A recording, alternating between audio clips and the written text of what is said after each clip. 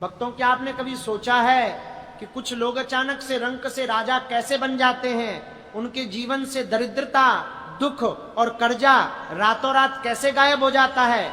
ये कोई जादू नहीं है, बल्कि हमारे प्राचीन ग्रंथों में छिपे हुए रहस्य हैं जिन्हें आज की दुनिया भूल चुकी है।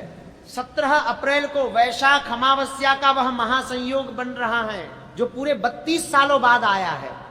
इस दिन ब्रह्मांड की ऊर्जा अपने चरम पर होती है और पितृलोक के द्वार सीधे पृथ्वी से जुड़े होते हैं। लेकिन सबसे बड़ा रहस्य यह है कि इस दिन अगर आप गौ माता को चुपचाप वह एक गुप्त चीज खिला देते हैं तो आपकी किस्मत का ताला हमेशा के लिए खुल जाएगा।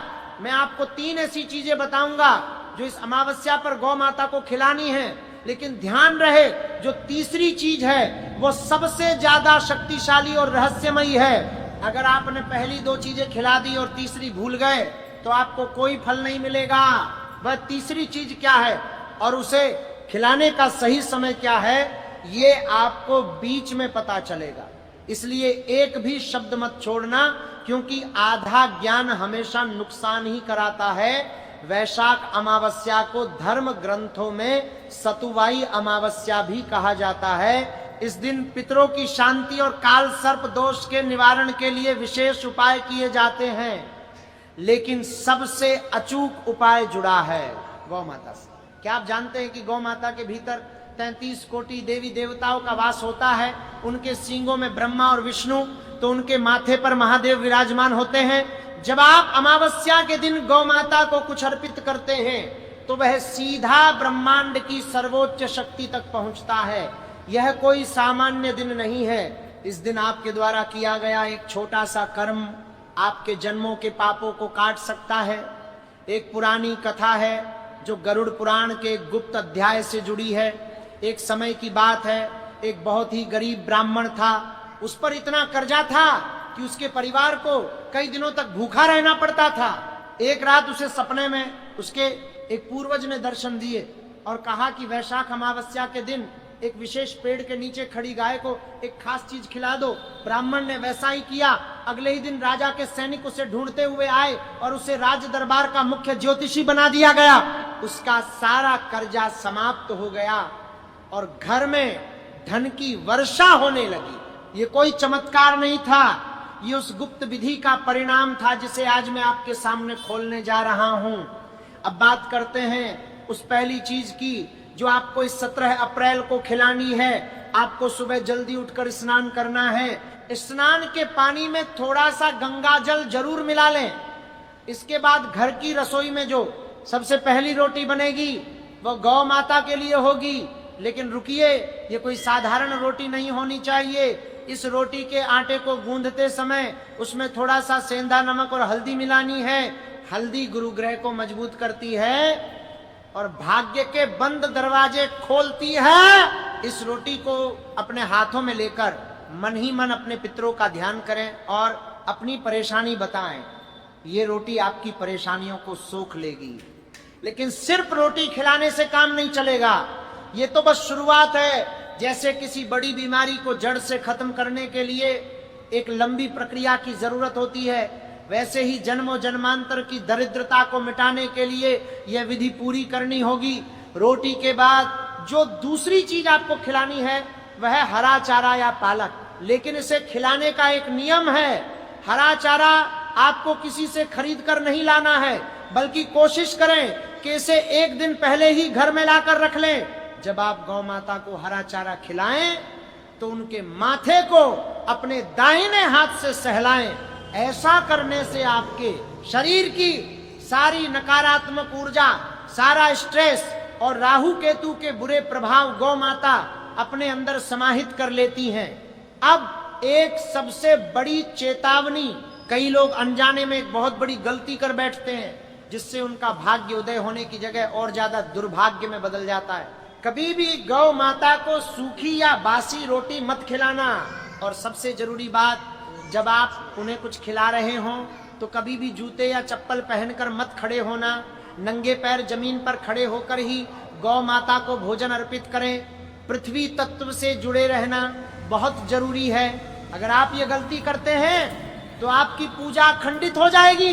वैशाख अमावस्या का दिन कोई साधारण दिन नहीं है। ये वह समय है जब सूर्य और चंद्रमा एक ही राशि में होते हैं। इस दिन आपके पूर्वज आपके आसपास ही मौजूद होते हैं। वह देखते हैं कि उनके वंशज उनके लिए क्या कर रहे हैं। अगर आपके घर में क्लेश रहता है, पति पत्नी में झगड़े होते हैं, या फिर आपका व्यापार अचानक से ठप पड़ गया है, तो समझ लीजिए कि पितृदोष का साया आप पर मंडरा रहा है। इस दोष को काटने की सबसे बड़ी चाबी उस तीसरी गुप्त चीज में छिपी है जिसका जिक्र मैंने शुरुआत में किया था। जरा सोचिए, क्या आपने कभी यह महसूस किया है कि आप मेहनत तो बहुत करते हैं लेकिन उसका फल किसी और को मिल जाता है? आप पैसा कमाते हैं लेकिन वह पानी की तरह बह जाता है, घर में पैसा टिकता ही नहीं है। ये सब आपके ग्रहों की चाल और पूर्व जन्म के कर्मों का खेल है। इन कर्मों के बंधन को काटने के लिए ही वैशाख अमावस्या का यह पवित्र दिन हमें ईश्वर ने दिया है। हमारे शास्त्रों में लिखा है कि जो इंसान इस दिन सच्चे मन से गौ सेवा करता है उसके जीवन की नैया कभी डूब नहीं सकती। आपको ये समझना होगा कि ये दुनिया सिर्फ वही नहीं है जो हमें इन आंखों से दिखाई देती है। एक अदृश्य दुनिया भी है जो हमारे जीवन को हर पल नियंत्रित कर रही है, और उस अदृश्य दुनिया तक अपनी प्रार्थना पहुंचाने का सबसे सशक्त माध्यम है गौ माता। जब आप किसी भूखी प्यासी गाय को देखते हैं तो यह मत सोचिए कि वह सिर्फ एक जानवर है, वह साक्षात ब्रह्मांड का एक स्वरूप है जो आपके द्वार पर आपकी परीक्षा लेने आया है। बहुत से लोग ये शिकायत करते हैं कि हमने तो बहुत उपाय किए, बहुत दान पुण्य किया, लेकिन कोई फायदा नहीं हुआ। ऐसा क्यों होता है? क्योंकि वह उपाय सही विधि और सही समय पर नहीं किए जाते। विधि का विधान बहुत ही सटीक होता है। जैसे अगर आप एक तिजोरी का ताला खोलना चाहते हैं तो आपको सही चाबी और सही नंबर की ही जरूरत पड़ेगी। ठीक वैसे ही इस अमावस्या पर भी सही विधि का प्रयोग करना है। मैं जानता हूं कि आपके मन में यह सवाल उठ रहा होगा कि आखिर वह तीसरी चीज है क्या, और मैं आपको वो बताने ही वाला हूं। लेकिन उससे पहले एक और बहुत ही रहस्यमयी बात आपको बतानी जरूरी है। क्या आप जानते हैं कि गाय के गोबर में साक्षात माता लक्ष्मी का वास होता है और गौमूत्र में गंगा मैया निवास करती हैं। इसलिए अगर आपको कहीं गाय का गोबर मिल जाए तो इस अमावस्या के दिन उस गोबर से अपने घर के मुख्य द्वार पर दोनों तरफ एक एक छोटा सा स्वस्तिक जरूर बनाएं। ये स्वस्तिक आपके घर के चारों तरफ एक ऐसा सुरक्षा कवच बना देगा जिससे दुनिया की कोई भी बुरी नजर, कोई भी काला जादू या कोई भी नकारात्मक ऊर्जा भेद नहीं पाएगी। ये बहुत ही अचूक और गुप्त प्रयोग है जो प्राचीन काल में ऋषि मुनि अपने आश्रमों की रक्षा के लिए किया करते थे। अब समय आ गया है उस रहस्य से पर्दा उठाने का, उस तीसरी और सबसे शक्तिशाली चीज के बारे में जानने का। ध्यान से सुनिए, क्योंकि यही वह चीज है जो आपके भाग्य को पूरी तरह से पलट कर रख देगी। ये चीज आपको शाम के समय देनी है, जब दिन ढल रहा और रात की शुरुआत हो रही हो। उस समय जिसे हम गोधूली बेला कहते हैं। गोधूली बेला का समय देवताओं के पृथ्वी पर भ्रमण का समय होता है। इस समय आपको एक काले रंग की गाय को ढूंढना है। अगर काली गाय ना मिले तो किसी भी गाय को खिला सकते हैं, लेकिन काली गाय मिले तो ये सोने पर सुहागा होगा। आपको लेना है थोड़ा सा काला तिल, एक गुड़ की डली और थोड़ा सा देसी घी। अब इन तीनों चीजों को मिलाकर एक छोटा सा पेड़ा बना लें। जी हाँ, काला तिल, गुड़ और देसी घी का पेड़ा। काले तिल भगवान विष्णु को अत्यंत प्रिय हैं और यह पितृदोष, काल सर्प दोष और शनि की 7.5 के प्रभाव को जड़ से खत्म करने की ताकत रखते हैं। गुड़ आपके जीवन में मिठास और सूर्य के तेज को बढ़ाता है, जबकि देसी घी माता लक्ष्मी को आकर्षित करता है। जब आप ये पेड़ा गोधूली बेला में गौ माता को खिलाएंगे तो उस समय मन ही मन एक मंत्र का जाप आपको करना है। ये मंत्र बहुत ही सरल लेकिन बहुत ही चमत्कारी है। मंत्र है ओम सुरभ्ये नमः। मैं फिर से दोहराता हूं, ओम सुरभ्ये नमः। इस मंत्र का कम से कम 11 बार मन ही मन जाप करें जब गौ माता वह पेड़ा खा रही हो। जैसे ही गौ माता उस पेड़े को अपने मुख में लेंगी, आपके जन्मों जन्मांतर के पाप कटने शुरू हो जाएंगे।